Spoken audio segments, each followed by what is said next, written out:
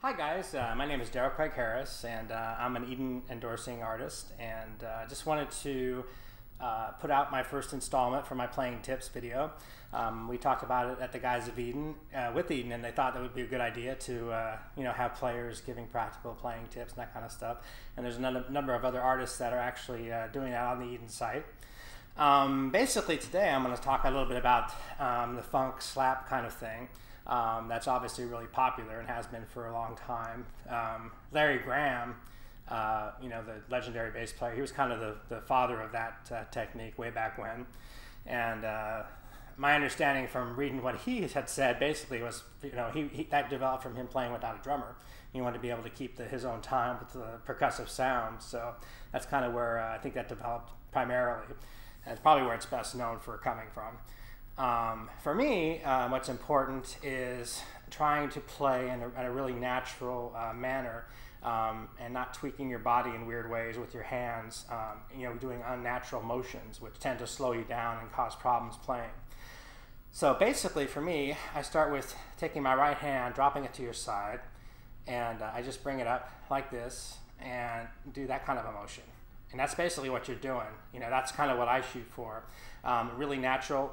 A natural playing position. So basically you take that and you transfer it to here, and there you go. And the twisting motion for the funk, actually for the, to use the thumb as striking, is for me is basically the same idea as opening a door. You don't need to do all this because this actually slows you down. You basically try to concentrate your energy in here, and as you speed up, you'll find out that works to your advantage.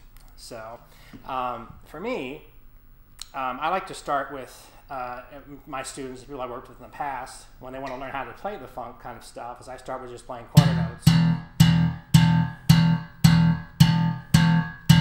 Keeping it a really natural motion, like I said, and nice and even notes. And basically you're trying to strike here between these two frets up in this area, and to try to get the best percussive sound that's going to really cut. And so again, you're doing this kind of motion. Right, so quarter notes.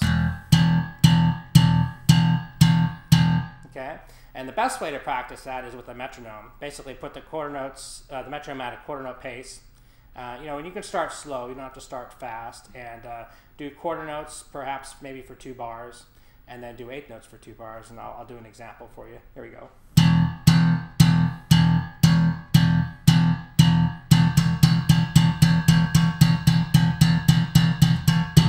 Right? So really simple stuff, but the thing with the funk stuff is it's very percussive, obviously, and the notes that you're playing, making them even and working with in conjunction with the drummer and his foot and his snare is obviously, that's the focus. And oftentimes too, it's not necessarily the note that you play. Sometimes it's the notes that you don't play, or the spaces between the notes, that actually give you a sense of groove. So like for instance, if I'm playing quarter notes, I'm actually thinking 8 notes, and I'll give you an example. 1, 2, 3, and 4, and 1, and 2, and 3, and 4, and 1, 2, 3, 4, 1, and 2, and 3, and 4, and 1, and 2, and 3, and 4, and 2, 3, 4. And what that does is it helps you get very even notes, and that even goes into even, going up to 16th notes or whatever rhythm you're playing. So you want to start from the beginning and try to keep everything as even as possible. And that's what's going to help give you a good, strong groove. So I'm going to go ahead and play a little bit for you, and I'll give you an idea of how to incorporate some of that stuff. All right?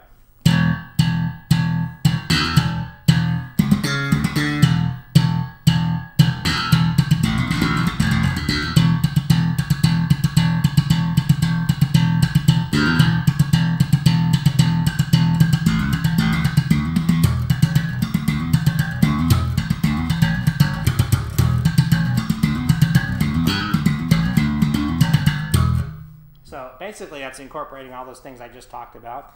Your natural hand position. So again, drop to your side, bring it up, and over. And that's it. Nice, pretty much, not a straight line, but pretty much a natural position here. This helps avoid any kind of tendon problems. It also, again, will help you achieve the speed that you want. When you start doing this and you basically start hyperextending yourself, just like if you were running or if you were doing any kind of athletic event, that at some point it's going to hurt you, and it's also going to slow you down and work against you. So So that's cool. That's kind of the first installment for now. I think the next time we'll be talking a little bit about chording, and you know, basically doing, you know, that kind of thing. I'll show you how I approach that. What are some good basic tips to start, you know, getting into that kind of playing. And basically, it's a supportive tool, just like anything we do. It's to support the whole the musical piece as a whole, not just about bass playing, but trying to make some music and trying to, you know, reach people, which is important. That's what we do. So cool. I'm right now in Montreal rehearsing for the Tokyo Disneyland show with Cirque du Soleil. And next week I'll be coming from here too. I'm going to be up here until the end of April, and then at which point we're going to fly to Tokyo and start rehearsing there. And our show will open August, I think it's August 6th is when it's slated. So cool, guys. Nice to meet you. And again, look for another segment next week. This is segment 1. Next week will be segment 2, and so on and so on. All right, cool. Nice meeting you. And I'll do a little bit more playing going out. And have a great day. Thanks. Bye.